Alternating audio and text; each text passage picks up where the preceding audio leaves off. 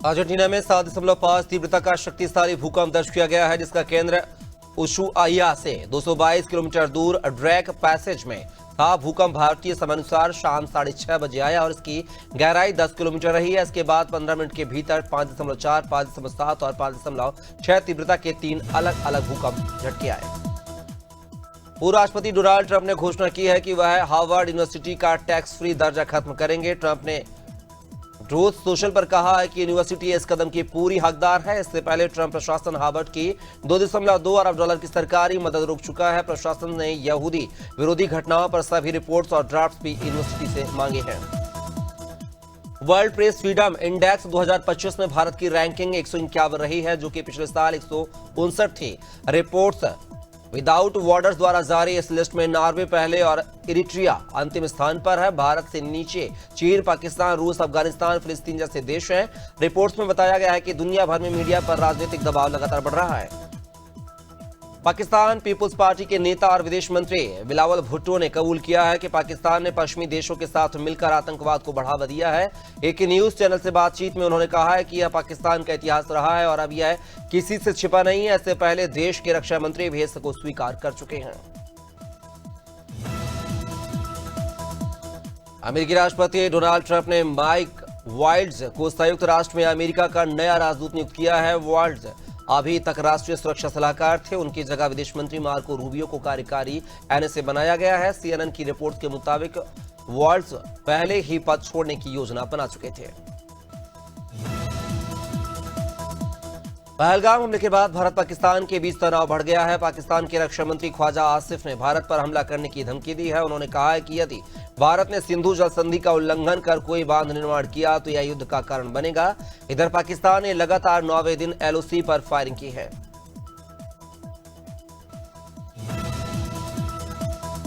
मणिपुर हिंसा को 2 साल पूरे हो गए हैं और राज्य में तनावपूर्ण माहौल है। 3 जिलों में हाई अलर्ट जारी करते हुए 10,000 अतिरिक्त सुरक्षाकर्मी तैनात किए गए हैं। 250 से ज्यादा लोगों को मौत और 50,000 से अधिक लोग विस्थापित हैं। 6,000 एफआईआर दर्ज होने के बावजूद 2500 मामलों में कार्रवाई लंबित है। मैथई और कुकी संगठनों ने अपने अपने क्षेत्रों में बंद का ऐलान किया है। ओडिशा सरकार ने पुरी के श्री जगन्नाथ मंदिर प्रशासन से जांच की मांग की है। क्या 2015 में नवकलेवर अनुष्ठान में बची नीम की लकड़ी दीघा मंदिर को दी गई है? कानून मंत्री पृथ्वीराज हरिचंदन ने कहा है कि अगर ऐसा हुआ है तो धार्मिक भावनाएं आहत हुई हैं। मीडिया रिपोर्ट्स के अनुसार पुरी मंदिर के कुछ सेवक दीघा मंदिर के समारोह में शामिल हुए और मूर्तियां बनाने के लिए। सुप्रीम कोर्ट के जस्टिस सूर्यकांत ने कहा है कि वह दिल से खुद को पत्रकार मानते हैं। उन्होंने बताया कि भले ही उनका पेशा जज का हो, लेकिन हर केस की तह तक जाने की जिज्ञासा उन्हें पत्रकारों जैसी रहती है। यह बयान उन्होंने पत्रकारों के साथ शिष्टाचार भेंट के दौरान दिया है। सूर्यकांत भविष्य में सुप्रीम कोर्ट के 53वें मुख्य न्यायाधीश बन सकते हैं।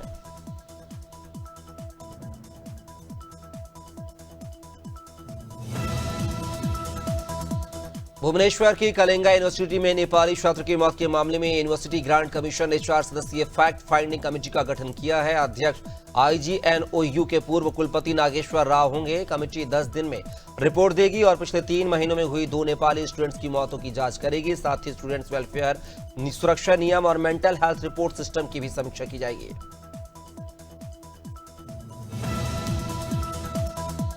बस्ती के नगर थाना क्षेत्र के बरनी गांव में मामूली विवाद में दबंग युवक ने चाकू से हमला कर दिया है। घायल राजकुमार उर्फ दिलीप को पुलिस ने जिला अस्पताल पहुंचाया, जहां डॉक्टरों ने उसे मृत घोषित कर दिया है। वारदात के बाद गांव में सनसनी फैल गई।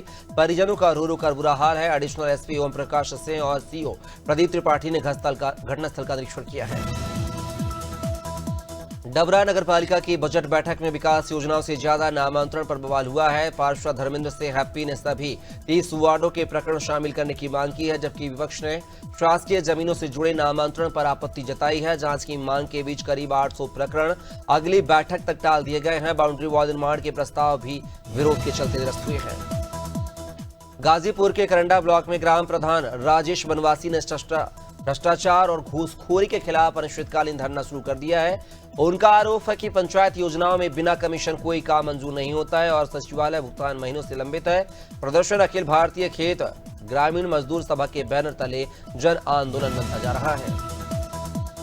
गाजीपुर में वक्फ सुधार जन जागरण अभियान के तहत मंत्री रविंद्र जायसवाल ने कहा है कि वक्फ संशोधन अधिनियम 2025 गरीब मुसलमानों के अधिकार सुरक्षित करेगा। प्रेस वार्ता के दौरान उन्होंने विपक्ष पर तुष्टीकरण और वोट बैंक की राजनीति का आरोप लगाया है। मंत्री ने बताया है कि केंद्र सरकार की योजनाओं का लाभ मुस्लिम समाज को बराबरी से मिला है। भाजपा इस अधिनियम को लेकर संडीला में बन रही 3.5 किलोमीटर बाईपास सड़क ठेकेदार और विभाग की मिलीभगत से मानकों की जमकर अनदेखी हो रही है। गिट्टी की मोटाई और गुणवत्ता बेहद घटिया है, जिससे पहली बारिश में ही सड़क टूटने की आशंका है। राहगीरों ने विरोध जताया है। निर्माण कार्य में बड़ी बड़ी गिट्टियां नहीं डाली गई हैं। अधिकारियों की निगरानी भी नदारद है। कांकेर के ठेलका बोर्ड गांव में शुक्रवार देर रात तेंदुआ एक मवेशी पर झपट पड़ा, लेकिन ग्रामीणों के शोर मचाने से भाग निकला है। तेंदुए की यह पहली घटना नहीं है, इससे पहले भी वह कई जानवरों को शिकार कर चुका है। लगातार दहशत से ग्रामीण रात के घरों से निकलने में डर रहे हैं। वन विभाग को सूचित किया गया है। हापुड़ के करीमपुर गांव में प्लॉट से कब्जा हटवाने पहुंची पुलिस टीम पर महिलाओं ने अभद्रता का आरोप लगाया है। महिलाओं का दावा है कि दरोगा धनवीर यादव ने बिना राजस्व टीम के दबिश दी है और कागजात मांगने के साथ जबरन हटाने लगे। खींचतान में गर्भवती महिला को लात मारने का आरोप भी लगा है, जिसे इलाज के लिए अस्पताल में भर्ती कराया गया है। लक्सर पुलिस को बड़ी कामयाबी मिली है। चेकिंग के दौरान अकबरपुर गांव के पुराने खंडहर के पास संदिग्ध हालत में खड़े लोगों को हिरासत में लेकर पूछताछ की गई है। तीनों ने बाइक चोरी की बात कबूली है और उनकी निशानदेही पर पुलिस ने 8 चोरी की मोटरसाइकिलें बरामद की हैं। आरोपी अपने नशे और आवारागर्दी के खर्च पूरे करने के लिए बाइक चोरी करते थे।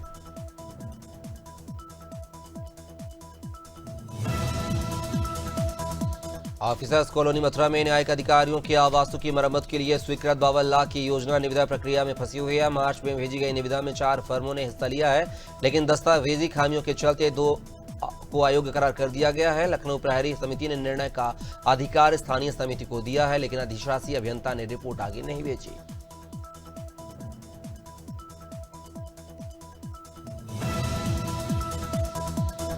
यूपी बोर्ड के इंटर परिणाम से निराश होकर अरेहरा गांव निवासी 17 वर्षीय आरती ने जहर खाकर आत्महत्या कर ली है।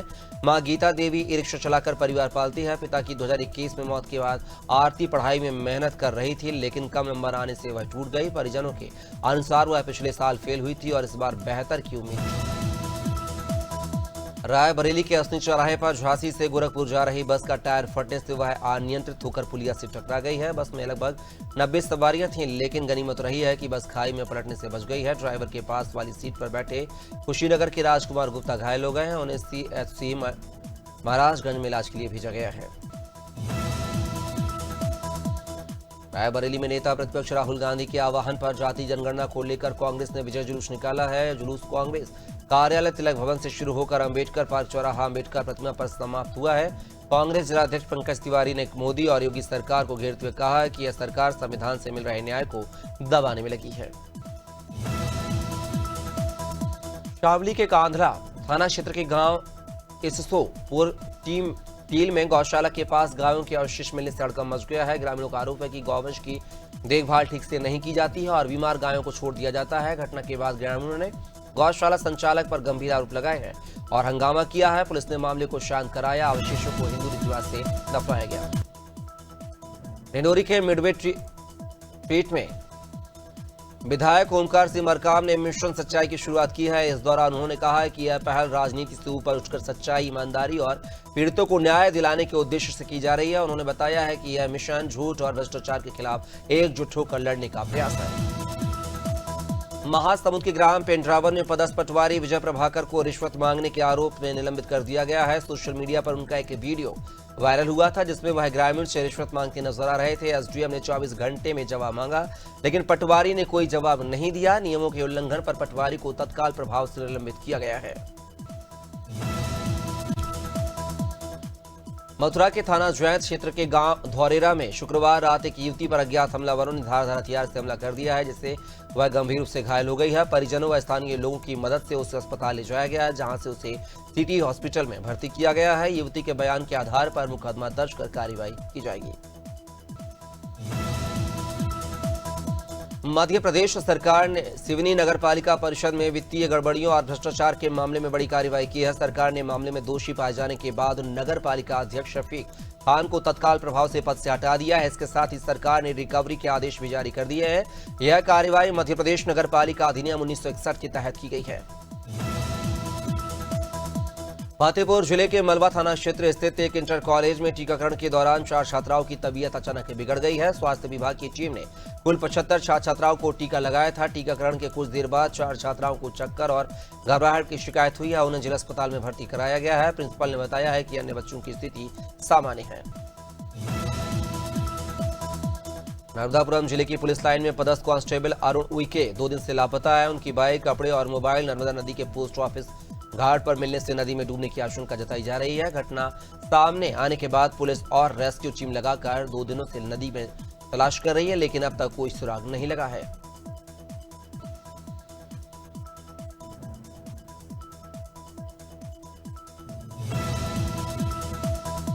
पांडुना तहसील के ग्राम मारूड़ के पास बारातियों से भरा पिकअप वाहन अनियंत्रित होकर पलट गया है, जिसमें एक महिला की मौके पर ही मौत हो गई है, जबकि 20 से अधिक लोग हादसे में घायल हो गए हैं। 4 बच्चों की हालत गंभीर बनी हुई है, जिन्हें नागपुर रेफर किया गया है। बताया जा रहा है कि वाहन में बारातियों को भीड़ से ज्यादा होने से यह दुर्घटना हुई है।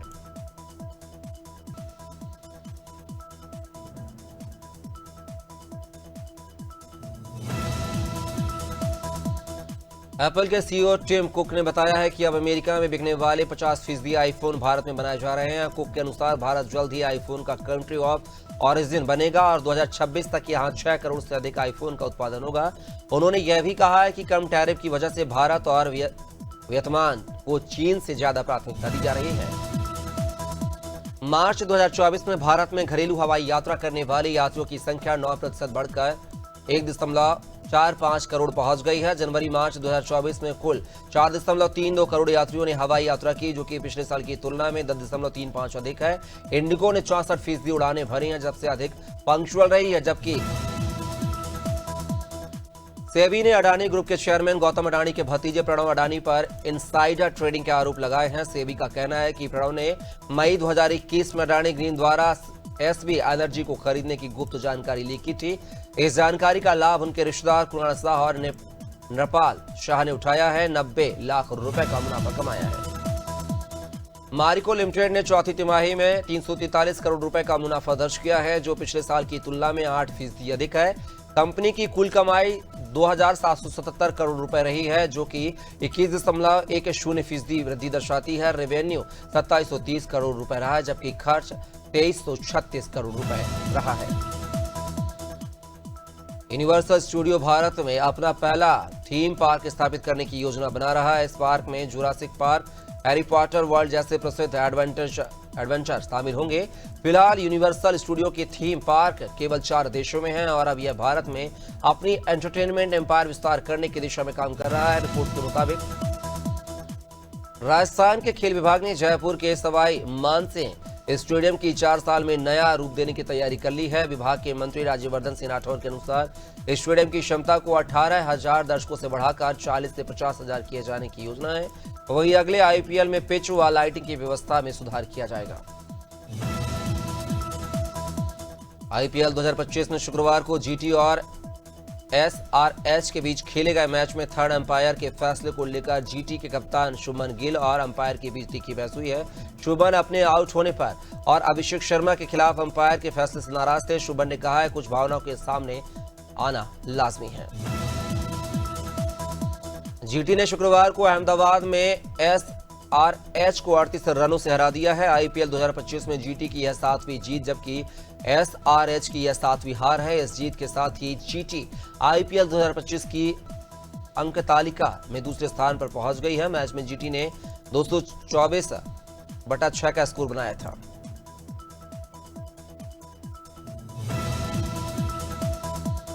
जीटी के बल्लेबाज जॉस बटलर ने आईपीएल में 2677 गेंदों में अपने 4000 रन पूरे किए हैं। वह आईपीएल में गेंदों के लिहाज से सबसे तेज 4000 रन पूरे करने वाले खिलाड़ी सूची में तीसरे स्थान पर हैं। इस सूची में पहले स्थान पर क्रिस गेल हैं। उन्होंने 2653 गेंदों में 4000 रन बनाए थे।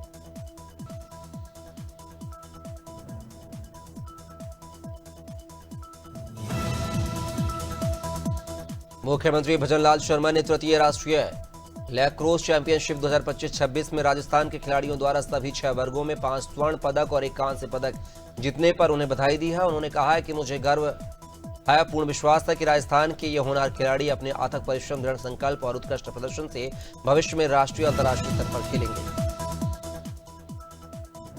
वेव्स 2025 समिट के दौरान करीना कपूर ने स्टीवन स्पीलबर्ग से अपनी मुलाकात का दिलचस्प किस्सा साझा किया है। मुंबई के जियो वर्ल्ड कनेक्शन सेंटर में आयोजित समिट के दूसरे दिन करीना कपूर पैनल डिस्कशन का हिस्सा बनी, जिसमें करण जौहर के सवाल पर करीना ने बताया कि कैसे हॉलीवुड के दिग्गज निर्देशक स्टीवन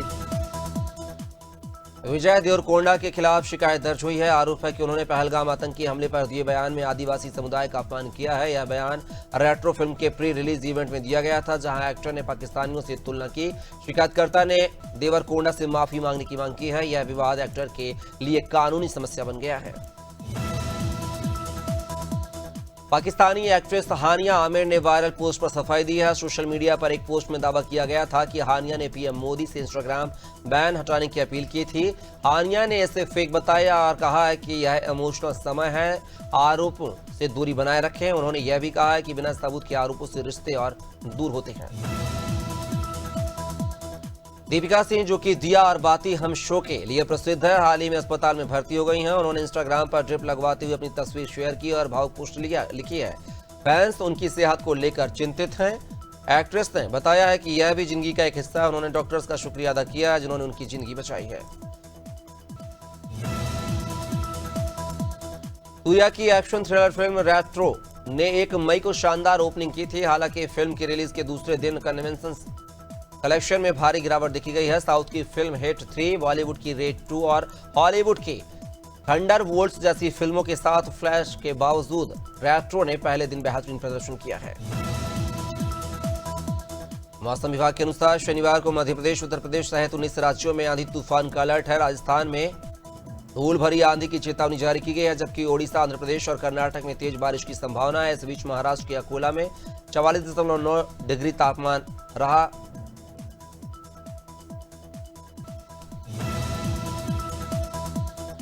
जम्मू कश्मीर के रामबन में शुक्रवार को बादल फटने से मडलास्टिंग के कारण जम्मू कश्मीर हाईवे NH-44 दोनों तरफ से बंद कर दिया गया है। प्रशासन ने लोगों से अपील की है कि वे हाईवे के स्टेट्स को सोशल मीडिया पर ट्रैक करने के बाद ही यात्रा करें, ताकि उन्हें किसी प्रकार की असुविधा न हो।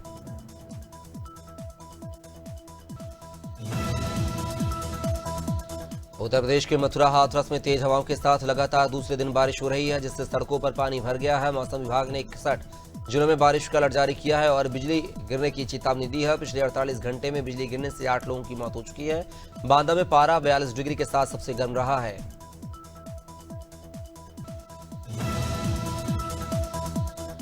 दिल्ली में शुक्रवार सुबह 3 घंटे में 3 इंच बारिश हुई है। तेज हवाओं के कारण विमानों की उड़ानें प्रभावित हुई हैं और 200 से ज्यादा फ्लाइट्स में देरी हुई है। दिल्ली एयरपोर्ट के टर्मिनल 3 की 3 शेड टूटकर गिर गई है। लुटियंस इलाके में 25 से ज्यादा पेड़ गिर गए हैं।